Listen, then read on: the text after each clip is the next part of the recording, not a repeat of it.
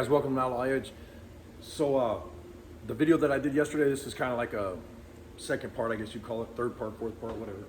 I'm gonna turn the camera around though. I had a guy asking me about some orange rags, and these are the body shop rags I was talking about in the video, and or on the comments down below.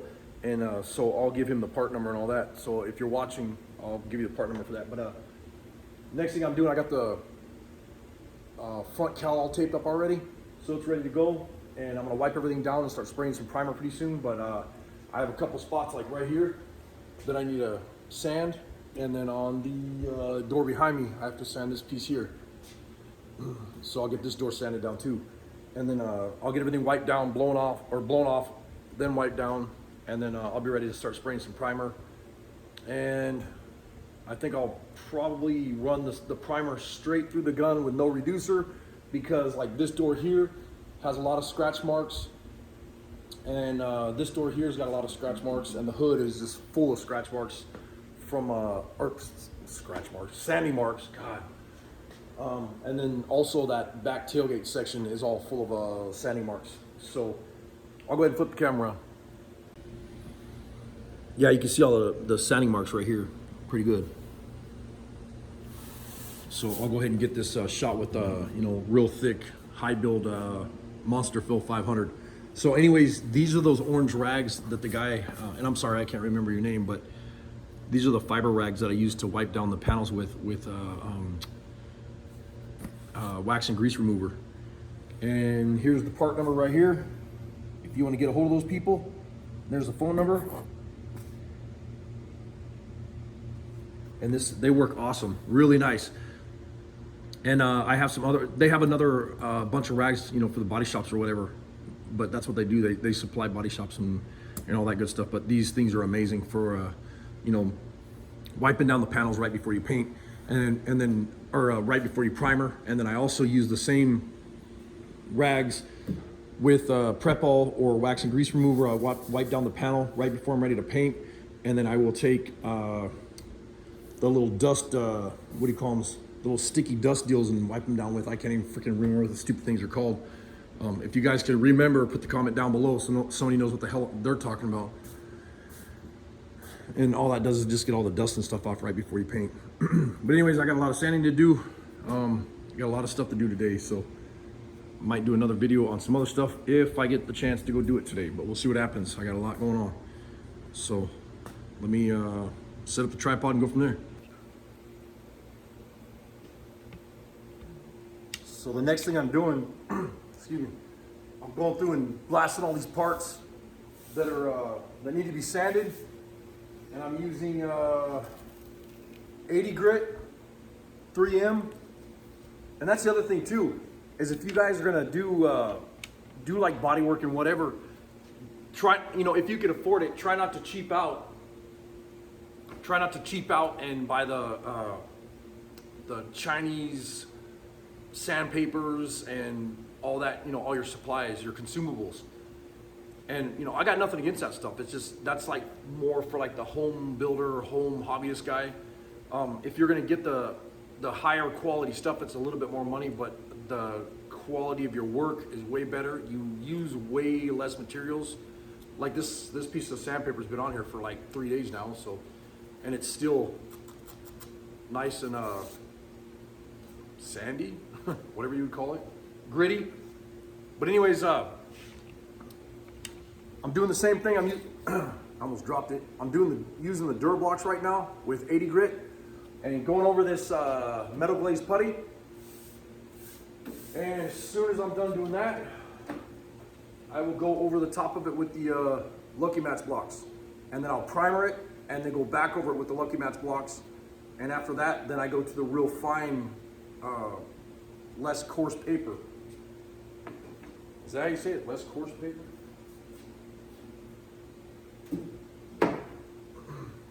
Really can't see me too good, can you? Not that you guys want to.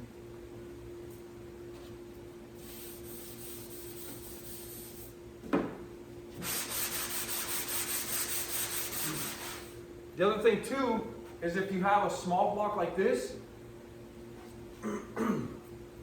You have the smaller blocks like this, and you got the really big blocks. On a wide panel like these doors and hoods and all that stuff, you want to always use the longest block you can use, because that's where you'll get your mirror finish on the paint jobs when you're done. And when I say mirror finish, I'm talking gorgeous, flawless paintwork. And that's because you're not concentrating on a little spot like this with a little block, if that makes sense. So for instance, I'm gonna put this camera up so you guys can hear. And I'm gonna let you know I'm not wearing a mask because I'm trying to do a video and I can't talk when I'm wearing a mask. So like, for instance, you have this small panel here. Holy crap, I'm messed up with freaking camera work today. You got this big panel here. It's huge and it's flat. All you're doing is block sanding. But you have a little spot of putty. It's best not to use the small blocks here. It's better if you use the big blocks, the longer the better, and you're doing the whole panel. Because what it does is that will concentrate that little tiny spot, and it'll spread it all the way out. It'll feather it all the way out to here and all the way out to here. And what that does is it makes it disappear so that you don't get that waviness in the panel. You don't have this, and you won't see putty or Bondo or body filler or spot putty, whatever. You won't see it because you're not concentrating on that little panel like this. And say this panel's rounded a little bit like here, you're also, it's gonna keep you from getting flat spots. Because if you sit here like this with a little tiny block, back and forth, well, you're gonna get a little tiny sanded spot. I hope this is making sense. So you got a little tiny spot, you know, like this door only had two little imperfections on the whole door. So I'm using on that little imperfection that's only this big, I'm using this giant block. And I'm going all the way. I don't just go right where the putty is. I'm going all the way back and forth this way, and then I'm going at a 45 this way, and I start here, and I come all the way down, and then I start the other way, and I go up this way. And you'll see me sanding like that, and that's the reason for that. So when you're done, it'll literally make it so that panel is just flawless. It'll make it like when you put paint on this, it will be a freaking mirror. It'll look like, you know, you'll be able to wave at yourself in the reflection when you're done. Because it's not the paint job. It's not the paint job that makes the car look badass. It's the freaking bodywork that makes the paint job look badass or amazing or whatever you want to call it. It's all that hard work that you do underneath the paint that makes it where it's flawless. So that's what I'm working on this morning. I'm trying to get this thing perfect, or perfect as I can get it. You know, this won't be a show car, but when I'm done, I want it where it looks nice. I want it to where, you know, when the guy takes it to a car show or something, and when it leaves this shop, you know, if it has Minnesota Outlaw Customs name on it, I want it to look badass. I don't want it to, you know. And the thing is, we might lose our ass on this thing. We might lose our ass because, you know, you can put 10,000 hours into these freaking cars. But when it leaves the shop, you might be like, well, I'm broke, but that car looks killer. And the next one comes in, and the next one comes in, and whatever.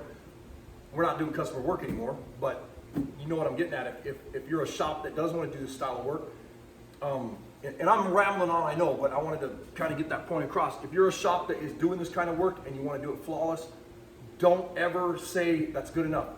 Do it till you think it's perfect, and then let it go out the door. Because when it leaves, it's got your name on that car.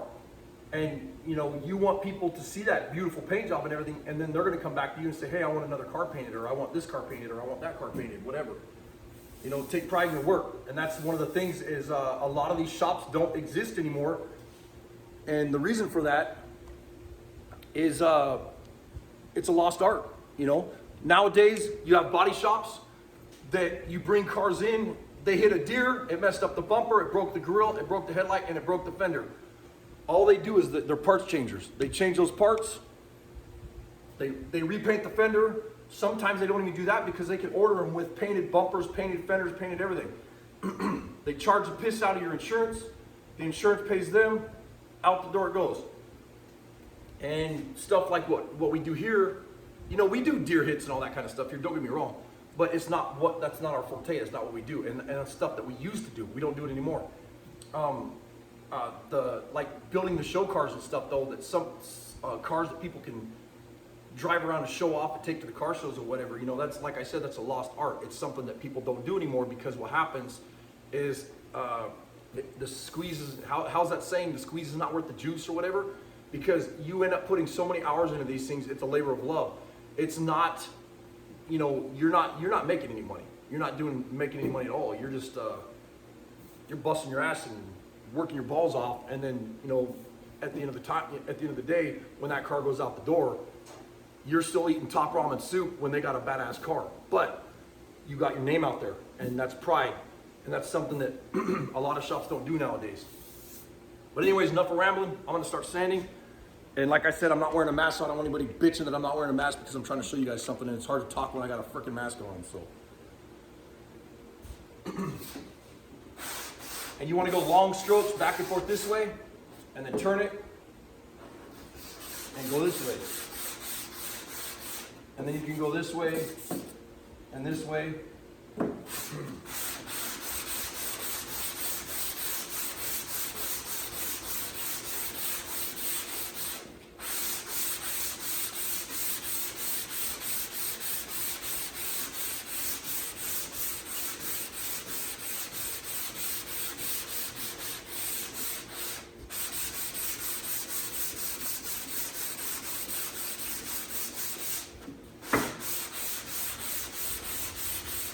And the primer that I have on this door is Show Car Finish Monster Fill 500. Look at how nice this stuff sands. It's like butter.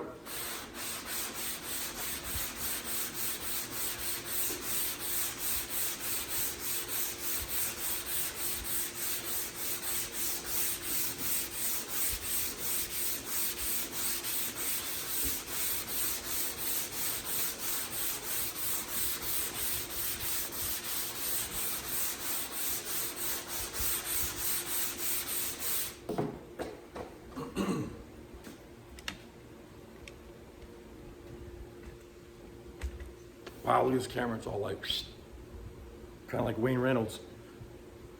Anyways, I'm gonna get something to drink real quick.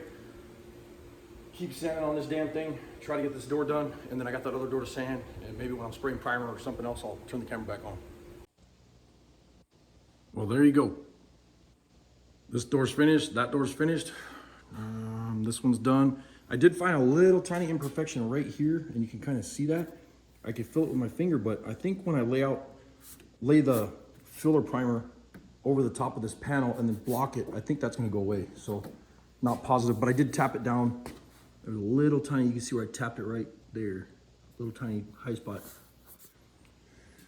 Freaking sweating. It's hot in here from block sanding. But I got this panel all finished up, or this door. And then, like I said, I'm gonna start blasting all this stuff. So what I'm gonna do, what I'm gonna prime today is I'll get all this primed.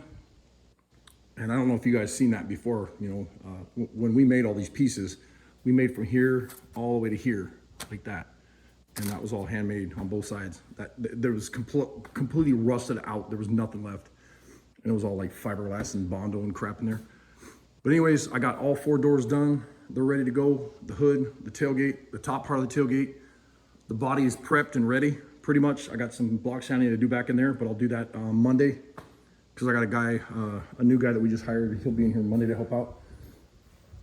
And so I think what I'm gonna do next is I'm gonna go ahead and get the primer gun ready. I gotta get my bench cleaned off real quick though, so I can get the primer gun put together, cleaned up and prepped and ready to spray.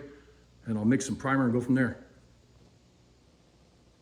All right, so I'm in the body shop, and in the back of the body shop, it's got a bench that we built years ago.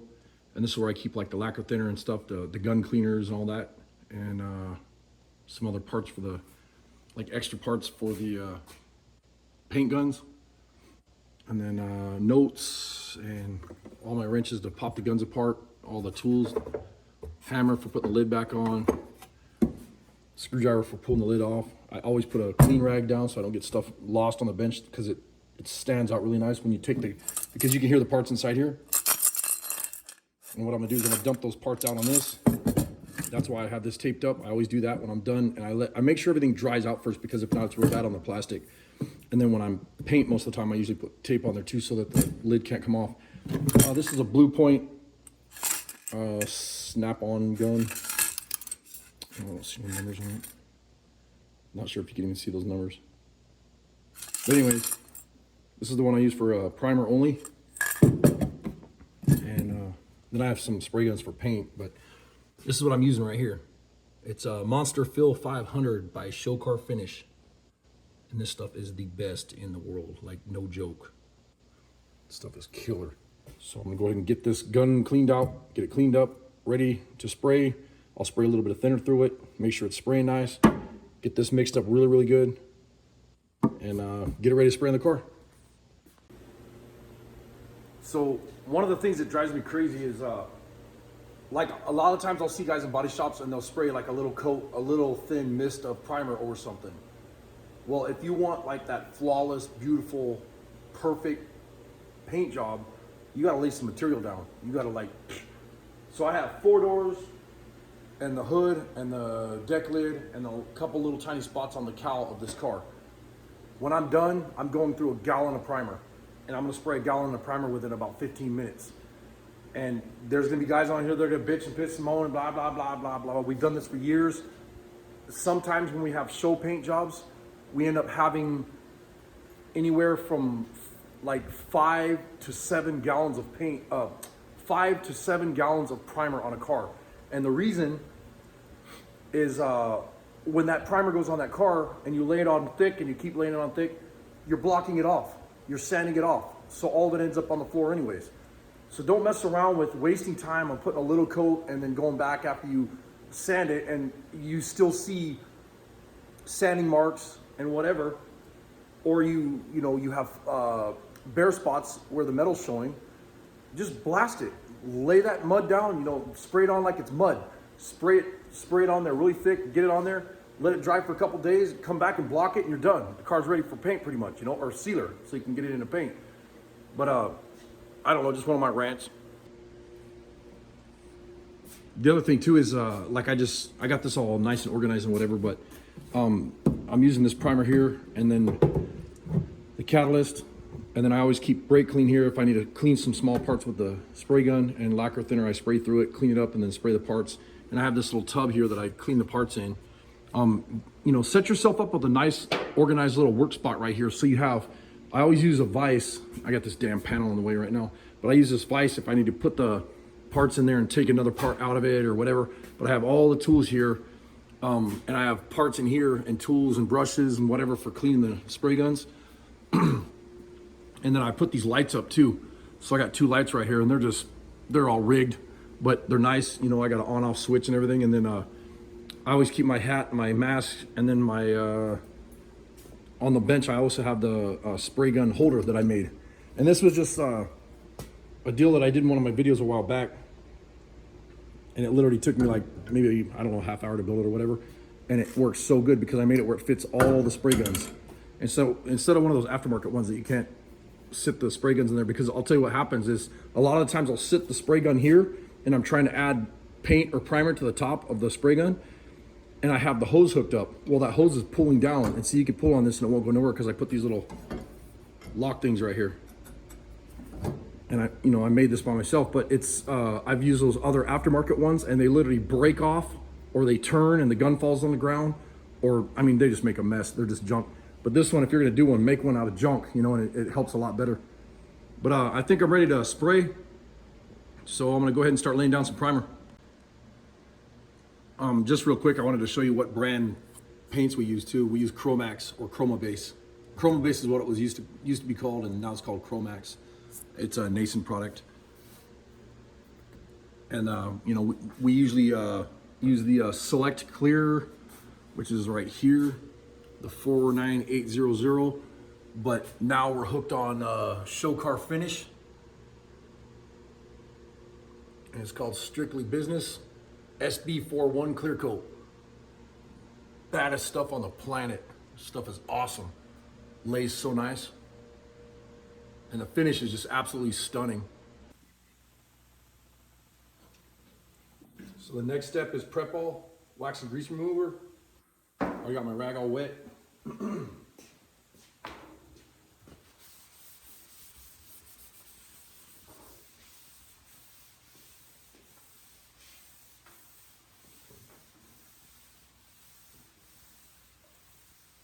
And I like to put this stuff on and let it air dry. It's 70 degrees in here right now, so it'll dry fast.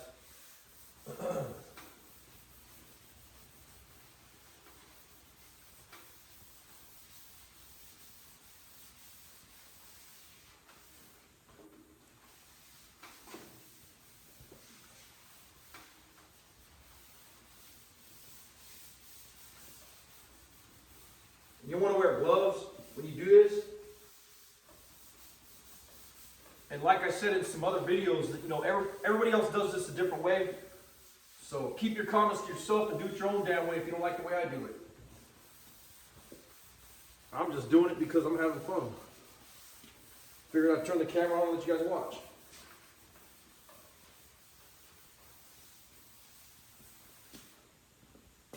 And you can see all the crap that came off there. A lot of stuff. After that's already been cleaned once or twice or whatever it's been.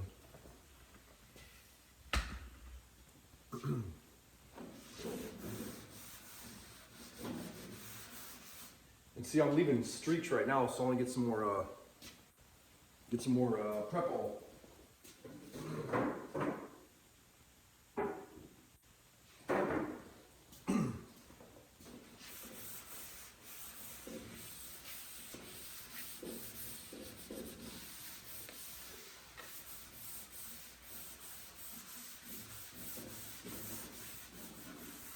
And all this does is get any wax or grease or handprints or dust or whatever off the panel,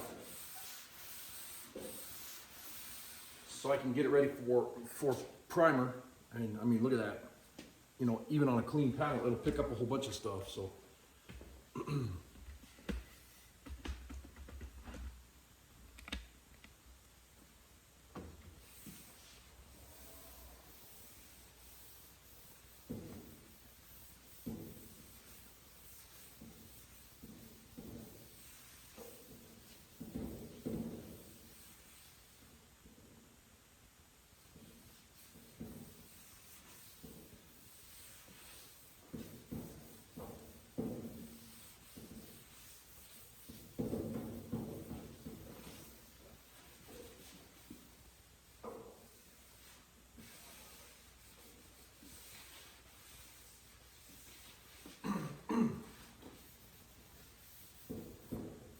That's it. I'll get the other panels wiped down real quick and it'll be ready. So if you guys haven't checked out our other channel yet, it's NZ Mopar, Glenn Rid NZ Mopar on YouTube. And he was asking about, the fan system, whatever we got. And I'll flip the camera around and show you real quick.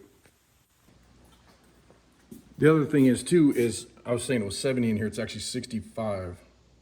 66 degrees, but you want to turn your heater off.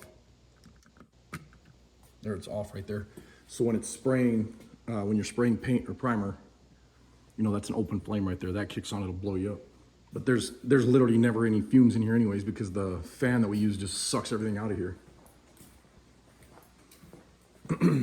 I just sprayed that door and covered them, and you kick this sucker on, it'll just take anything out. It'll just pull you right to the fan. It's super strong. But he was asking about any of the fumes or whatever, any of the overspray or whatever that's in here, because I was gonna set up my other camera, but Heidi has the GoPro with her. But yeah, there's no fumes, no dust, no nothing. It just sucks it right out of there, so it makes it nice for painting, And then when we go to paint the car itself, when we go to spray paint on these parts, we'll actually set up our paint booth in here, so it'll be nice. And then that's got charcoal filters that you replace. So it works out great. But I'll go ahead and get the camera set up and spray some more primer.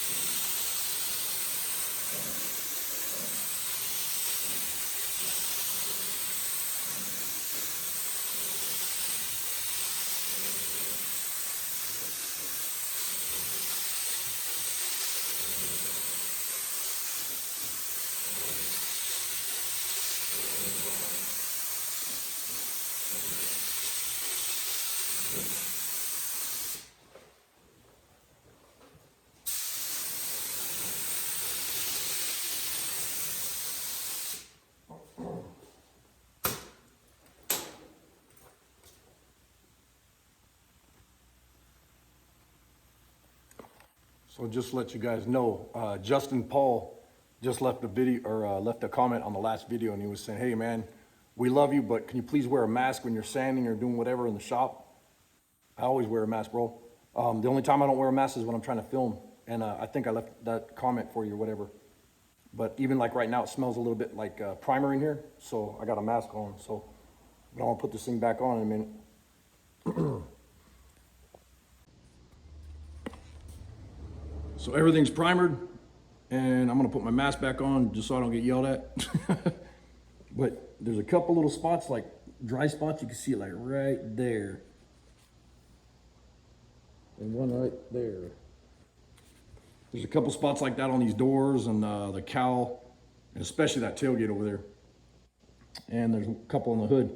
But I'll let this stuff dry, and I'll block it one more time tomorrow, and put another coat of primer on it.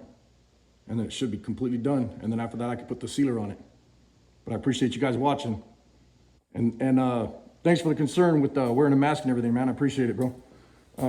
That's one of the things. I'm like a safety freak, so I'm always trying to tell people, hey, put safety glasses on, wear a mask, wear gloves, do whatever, you know what I mean? So I got you, though. Appreciate it.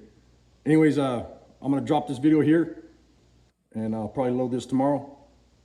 You guys give me a subscribe and thumbs up and all that good crap, and I'll see you on the next video. Later.